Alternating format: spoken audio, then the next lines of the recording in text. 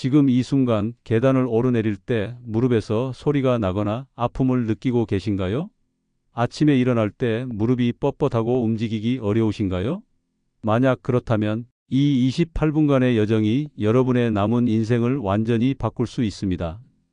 왜냐하면 오늘 여러분께 알려드릴 방법들은 수술이나 비싼 치료 없이도 집에서 누구나 할 수 있는 검증된 무릎 관절 보호법이기 때문입니다. 여러분, 저는 지난 30년간 수많은 어르신들의 무릎 관절 문제를 지켜봐왔습니다. 그리고 한 가지 확실하게 말씀드릴 수 있는 것은 무릎 관절 건강은 나이가 들어서도 충분히 지킬 수 있다는 것입니다. 실제로 80세가 넘어서도 산책을 즐기고 손자와 함께 뛰어놀고 여행을 다니는 분들의 공통점이 있었습니다. 바로 오늘 제가 알려드릴 이 간단한 방법들을 꾸준히 실천하고 계셨던 것입니다. 무릎 관절이 아프다고 해서 움직이지 않으면 관절은 더욱 굳어집니다. 하지만 잘못 움직이면 더 큰 손상을 입을 수 있죠. 그렇다면 정확히 어떻게 해야 할까요? 어떤 음식을 먹어야 하고 어떤 운동을 해야 하며 일상생활에서 어떤 습관을 가져야 할까요? 많은 분들이 무릎이 아프기 시작하면 나이가 들어서 어쩔 수 없지 뭐라고 체념하십니다. 하지만 이것은 완전히 잘못된 생각입니다. 무릎 관절은 우리 몸에서 가장 크고 복잡한 관절이지만 동시에 적절한 관리만 해준다면 가장 오래 사용할 수 있는 관절이기도 합니다. 실제로 의학 연구에 따르면 50세 이후부터 시작하는 올바른 관절 관리는 90세까지도 건강한 무릎을 유지할 수 있게 해준다고 합니다. 중요한 것은 시작하는 시점이 아니라 올바른 방법으로 꾸준히 하는 것입니다. 70세에 시작해도 늦지 않고 80세에 시작해도 충분히 효과를 볼 수 있습니다. 저는 오늘 여러분께 세 가지 핵심 영역에 대해 말씀드리려고 합니다. 첫째는 무릎을 강화하는 올바른 운동법입니다. 격한 운동이 아닌 집에서 의자 하나만 있으면 할 수 있는 간단하지만 효과적인 방법들입니다. 둘째는 무릎 건강을 지키는 영양과 식단입니다. 어떤 음식이 연골을 보호하고 어떤 음식이 염증을 줄여주는지 구체적으로 알려드리겠습니다. 셋째는 일상생활 속 무릎 보호 습관입니다. 앉는 방법, 걷는 방법, 계단 오르는 방법까지 작은 변화가 만드는 큰 차이를 경험하실 것입니다. 특히 오늘 말씀드릴 내용 중에는 많은 분들이 잘못 알고 계신 무릎 관리 상식들도 있습니다. 예를 들어 무릎이 아프면 쉬어야 한다는 생각, 나이가 들면 무릎 통증은 당연하다는 생각, 관절에 좋다는 영양제만 먹으면 된다는 생각들 말입니다. 이런 잘못된 상식들이 오히려 무릎 건강을 해치고 있다는 사실을 아시나요? 지금 이 순간에도 전국의 수많은 어르신들이 무릎 통증으로 고생하고 계십니다. 병원에 가면 나이가 들어서 그렇다, 수술밖에 방법이 없다는 말만 듣고 돌아오시는 분들이 너무 많습니다. 하지만 수술을 하기 전에, 인공관절을 넣기 전에 정말 마지막까지 시도해 볼 수 있는 자연스러운 방법들이 있습니다. 오늘 제가 알려드릴 방법들은 복잡한 이론이 아닙니다. 실제로 무릎 건강을 되찾은 분들의 경험을 바탕으로 한 실용적이고 효과적인 방법들입니다. 70세에 지팡이를 짚고 다니던 분이 75세에 등산을 하게 된 사례, 계단 오르기가 두려웠던 분이 손자와 함께 놀이공원을 다니게 된 사례들을 직접 보셨다면 여러분도 분명히 희망을 가지실 것입니다. 무릎 관절 건강은 단순히 통증이 없는 것만을 의미하지 않습니다. 자유롭게 걷고 계단을 오르고 원하는 곳에 가고 싶을 때 갈 수 있는 것, 그것이 진정한 무릎 건강입니다. 그리고 이것은 나이와 상관없이 누구나 누릴 수 있는 권리입니다. 앞으로 27분 동안 여러분의 무릎이 다시 젊어질 수 있는 구체적이고 실천 가능한 방법들을 차근차근 알려드리겠습니다. 한 가지 약속해 주세요. 오늘 들으신 내용 중 단 한 가지라도 실천해 보시겠다고 말입니다. 그 작은 시작이 여러분의 무릎 건강을, 나아가 삶의 질을 완전히 바꿀 수 있을 것입니다. 그럼 지금부터 무릎 관절을 평생 건강하게 지키는 첫 번째 비밀, 올바른 무릎 강화 운동법에 대해 말씀드리겠습니다. 준비되셨나요? 여러분, 무릎 운동이라고 하면 어떤 생각이 드시나요? 헬스장에 가서 무거운 기구를 써야 한다고 생각하시거나 젊은 사람들이나 하는 운동이라고 여기시는 분들이 많을 것입니다. 하지만 제가 지금부터 알려드릴 운동은 정말 특별합니다. 왜냐하면 의자 하나만 있으면 되고 하루에 단 10분만 투자하면 되기 때문입니다. 먼저 가장 중요한 사실을 말씀드리겠습니다. 무릎이 아프다고 해서 움직이지 않으면 무릎 주변 근육이 약해져서 관절에 더 큰 부담이 갑니다. 반대로 적절한 운동을 하면 근육이 무릎 관절을 보호하는 천연 보호대 역할을 해줍니다. 마치 무릎 주위에 든든한 울타리를 쳐주는 것과 같습니다. 그런데 여기서 핵심은 적절한 운동입니다. 무작정 많이 하거나 잘못된 방법으로 하면 오히려 무릎을 망가뜨릴 수 있습니다. 지금부터 제가 알려드릴 운동들은 물리치료사들이 실제로 환자들에게 권하는 검증된 방법들입니다. 첫 번째 운동은 의자 앉았다 일어서기입니다. 너무 간단해 보이시죠? 하지만 이 운동이야말로 무릎 근육을 가장 안전하고 효과적으로 강화하는 최고의 운동입니다. 방법은 이렇습니다. 의자에 앉아서 양손을 가슴에 X자로 교차해서 올려놓습니다. 그리고 천천히 일어선 다음 다시 천천히 앉습니다. 이때 중요한 포인트가 있습니다. 일어설 때는 3초, 앉을 때도 3초를 세면서 천천히 하셔야 합니다. 왜 천천히 해야 할까요?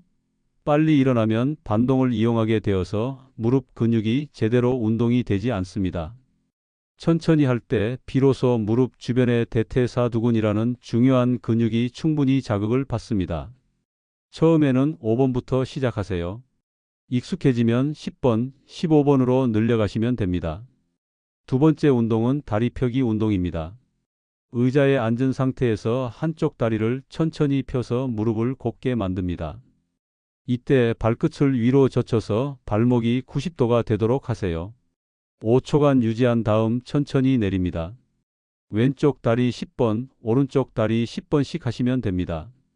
이 운동은 무릎 앞쪽 근육을 강화해서 무릎뼈를 안정적으로 잡아주는 역할을 합니다. 세 번째는 무릎 사이에 베개 끼고 누르기입니다. 의자에 앉아서 무릎 사이에 베개나 쿠션을 끼우고 양쪽 무릎으로 꽉 눌러줍니다. 10초간 힘을 주었다가 풀어주세요. 이 운동은 무릎 안쪽 근육을 강화해서 무릎이 안쪽으로 꺾이는 것을 방지해 줍니다. 네 번째는 발목 돌리기입니다.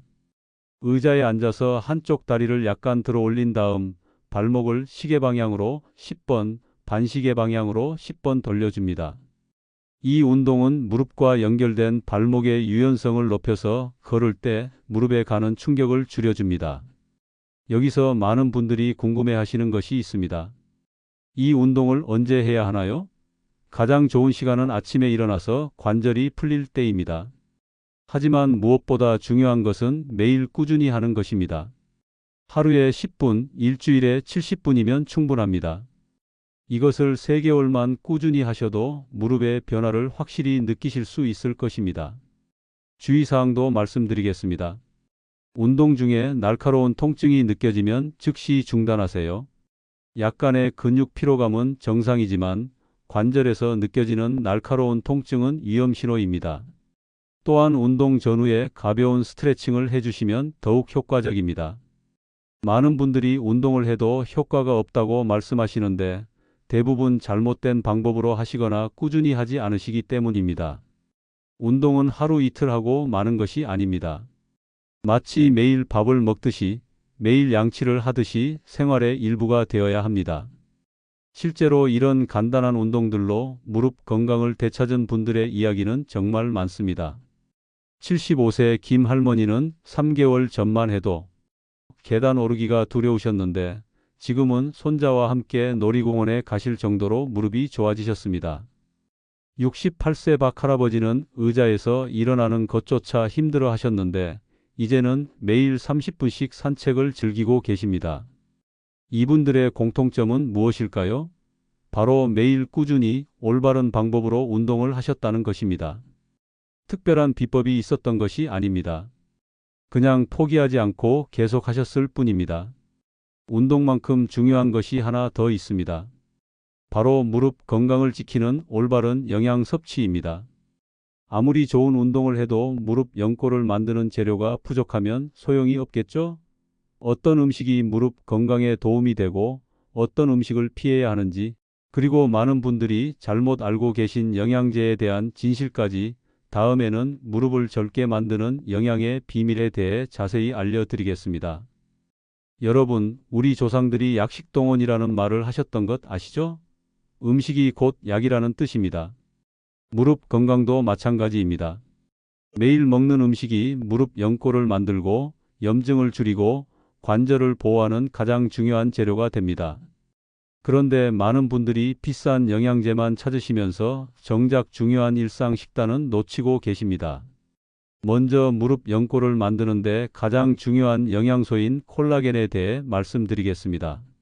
나이가 들면서 우리 몸의 콜라겐 생성량이 급격히 줄어듭니다. 20대에 비해 50대는 절반으로, 70대는 4분의 1로 줄어든다고 합니다. 그럼 어떤 음식에서 콜라겐을 보충할 수 있을까요? 가장 좋은 것은 닭발, 족발, 사골 국물입니다. 특히 사골을 오랫동안 끓인 곰탕이나 설렁탕에는 천연 콜라겐이 풍부합니다. 하지만 기름기가 많아서 부담스러우시다면 닭 가슴살을 뼈째 우린 국물도 좋습니다. 생선 중에서는 연어, 정어리, 고등어 같은 등 푸른 생선이 콜라겐뿐만 아니라 염증을 줄이는 오메가3도 풍부해서 일석이조입니다. 두 번째로 중요한 것은 비타민C입니다. 비타민C는 콜라겐 합성에 꼭 필요한 영양소입니다. 아무리 좋은 콜라겐을 먹어도 비타민C가 부족하면 제대로 흡수되지 않습니다. 비타민C가 풍부한 음식으로는 브로콜리, 파프리카, 키위, 딸기, 귤 등이 있습니다. 특히 브로콜리는 비타민C뿐만 아니라 설포라판이라는 성분이 들어있어서 연골 파괴를 막아주는 역할도 합니다. 세 번째는 칼슘과 마그네슘입니다. 무릎뼈를 튼튼하게 만드는데 꼭 필요한 영양소죠. 멸치, 뱅어포, 미역, 다시마 같은 해조류에 칼슘이 풍부하고 견과류와 현미에는 마그네슘이 많이 들어 있습니다. 우유나 치즈도 좋지만 나이가 들면 유당 소화가 어려우신 분들이 많으니 요구르트나 치즈로 드시는 것이 좋습니다. 이제 피해야 할 음식들에 대해 말씀드리겠습니다. 첫 번째는 설탕이 많이 들어간 음식들입니다. 설탕은 우리 몸에 염증을 일으켜서 무릎 관절염을 악화시킵니다. 케이크, 과자, 탄산음료, 심지어 달달한 과일 주스도 조심하셔야 합니다. 단맛이 그리우시면 천연 꿀이나 스테비아를 조금 사용하세요. 두 번째는 기름에 튀긴 음식들입니다. 치킨, 튀김, 도넛 같은 음식들은 트랜스 지방과 염증을 일으키는 오메가6 지방산이 많습니다. 이런 지방들은 관절에 염증을 일으켜서 무릎 통증을 악화시킵니다. 세 번째는 지나치게 짠 음식입니다. 나트륨이 많으면 몸이 붓고 관절 주변에도 부종이 생겨서 무릎에 압박을 가합니다. 국물 요리를 드실 때도 간을 조금 싱겁게 하시고 김치나 젓갈류도 적당히 드세요. 많은 분들이 궁금해하시는 영양제에 대해서도 말씀드리겠습니다. 글루코사민, 콘드로이틴 같은 관절 영양제를 드시는 분들이 많은데 솔직히 말씀드리면 효과에 대한 의견이 분분합니다. 일부 연구에서는 효과가 있다고 하고 일부에서는 위약 효과와 다르지 않다고 합니다. 하지만 확실한 것은 영양제만으로는 안 된다는 것입니다. 영양제는 말 그대로 보조적인 역할일 뿐 기본은 균형 잡힌 식사입니다. 만약 영양제를 드시고 싶다면 비타민 D와 오메가3를 권해드립니다. 비타민 D는 칼슘 흡수를 도와주고 오메가3는 염증을 줄여줍니다. 실생활에서 어떻게 식단을 구성하면 좋을까요? 아침에는 계란이나 두부 같은 단백질과 함께 브로콜리나 시금치 같은 녹색 채소를 드세요. 점심에는 등 푸른 생선이나 닭가슴살 같은 양질의 단백질과 현미밥, 그리고 다양한 색깔의 채소를 드시면 됩니다. 저녁에는 가볍게 사골국이나 닭국물에 채소를 넣어서 드시면 좋습니다. 간식으로는 견과류 한 줌이나 과일 1개 정도가 적당합니다. 특히 아몬드나 호두는 마그네슘이 풍부해서 무릎 건강에 도움이 됩니다. 물도 충분히 드셔야 합니다. 하루에 8잔 정도, 약 2리터의 물을 마시면 관절에게 점성을 유지하는 데 도움이 됩니다. 여기서 중요한 팁 하나 더 드리겠습니다. 음식의 온도도 중요합니다. 너무 차가운 음식은 혈액순환을 방해해서 관절에 좋지 않습니다. 따뜻한 음식, 따뜻한 차를 자주 드시는 것이 좋습니다. 특히 생강차나 계피차는 혈액순환을 돕고 염증을 줄여주는 효과가 있습니다. 실제로 이런 식단 변화만으로도 무릎 상태가 크게 개선된 분들이 많습니다. 72세 이 할머니는 달달한 과자와 튀김을 끊고 생선과 채소 위주의 식단으로 바꾸신 후 3개월 만에 무릎 통증이 절반으로 줄어들었다고 하셨습니다. 69세 최 할아버지는 매일 아침 견과류와 과일을 드시고 저녁에는 사골국을 드신 결과 6개월 만에 계단 오르기가 훨씬 수월해지셨다고 합니다. 음식은 약과 달리 즉시 효과가 나타나지 않습니다. 하지만 꾸준히 드시면 몸이 서서히 변화합니다. 특히 염증이 줄어들고 연골이 건강해지는 것은 시간이 필요한 과정입니다. 최소 3개월은 꾸준히 하셔야 변화를 느끼실 수 있을 것입니다. 지금까지 운동과 영양에 대해 말씀드렸는데 사실 이 두 가지만으로는 부족합니다. 무릎 건강의 마지막 퍼즐 조각은 바로 일상생활 습관입니다. 앉는 방법, 걷는 방법, 잠자는 자세까지 하루 24시간 우리가 하는 모든 행동이 무릎에 영향을 미칩니다. 다음에는 이런 작은 습관들이 어떻게 무릎 건강을 좌우하는지 그리고 어떻게 바꿔야 하는지에 대해 자세히 알려드리겠습니다. 여러분 하루 동안 몇 번이나 앉고 일어나시나요? 몇 걸음이나 걸으시나요? 이런 작은 동작들이 쌓이고 쌓여서 우리 무릎의 운명을 결정합니다. 좋은 습관은 무릎을 보호하고 나쁜 습관은 무릎을 망가뜨립니다. 지금부터 알려드릴 내용들은 당장 오늘부터 실천할 수 있는 하지만 정말 중요한 생활 속 무릎 보호법입니다. 먼저 올바른 앉는 방법부터 말씀드리겠습니다. 많은 분들이 소파에 푹 주저앉거나 바닥에 쪼그려 앉거나 다리를 꼬고 앉는 습관이 있으십니다.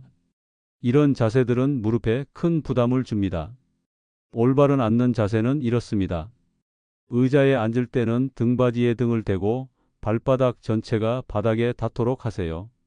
무릎은 90도로 구부리고 허벅지와 종아리가 직각이 되도록 합니다. 만약 의자가 너무 높다면 발 받침대를 사용하시고 너무 낮다면 쿠션을 깔아서 높이를 맞추세요. 그리고 가장 중요한 것은 30분마다 한 번씩은 일어나서 몸을 움직여주는 것입니다. 오래 앉아 있으면 무릎 주변 근육이 굳어져서 일어날 때 더 큰 부담이 갑니다. 바닥에 앉을 때는 절대로 무릎을 꿇고 앉거나 쪼그려 앉지 마세요. 대신 다리를 쭉 뻗고 앉거나 작은 의자나 방석을 이용해서 앉으시기 바랍니다. 특히 화장실에서 쪼그려 앉는 것은 무릎에 체중의 7-8배 압력을 가하므로 절대 피하셔야 합니다. 다음은 걷는 방법입니다. 걷기는 무릎에 가장 좋은 운동이지만 잘못 걸으면 오히려 해가 됩니다. 올바른 걷기 자세는 이렇습니다. 머리를 들고 시선은 15에서 20m 앞을 보세요. 어깨는 편안하게 내리고 팔은 자연스럽게 흔듭니다. 발은 뒤꿈치부터 땅에 닿게 하고 발가락으로 땅을 밀어내듯이 걸으세요. 걸을 때 속도도 중요합니다. 너무 빨리 걸으면 무릎에 충격이 가고 너무 느리면 운동 효과가 없습니다. 옆 사람과 대화할 수 있을 정도의 속도가 적당합니다. 처음에는 10분부터 시작해서 점차 30분까지 늘려가세요. 매일 30분씩 걷는 것만으로도 무릎 근육이 크게 강화됩니다. 신발 선택도 매우 중요합니다. 굽이 높은 신발이나 밑창이 딱딱한 신발은 무릎에 충격을 그대로 전달합니다. 운동화나 쿠션이 좋은 신발을 신으시고 신발이 닳았다면 즉시 교체하세요. 특히 뒤꿈치가 닳은 신발은 걸음걸이를 삐뚤어지게 만들어서 무릎에 더 큰 부담을 줍니다. 계단 오르내리는 방법도 알려드리겠습니다. 계단을 오를 때는 발바닥 전체로 계단을 밟고 무릎을 너무 앞으로 내밀지 마세요. 내려갈 때는 더욱 조심해야 합니다. 천천히 한 계단씩 내려가시고 난간을 꼭 잡으세요. 만약 무릎이 많이 아프시다면 엘리베이터를 이용하시는 것이 좋습니다. 무리해서 계단을 이용할 필요는 없습니다. 잠잘 때 자세도 무릎 건강에 영향을 미칩니다. 옆으로 누워서 자실 때는 무릎 사이에 베개나 쿠션을 끼우세요. 이렇게 하면 무릎이 비틀리지 않고 편안한 상태를 유지할 수 있습니다. 엎드려 자는 것은 무릎뿐만 아니라 허리에도 좋지 않으니 피하시기 바랍니다. 온도 관리도 중요합니다. 무릎은 추위에 민감합니다.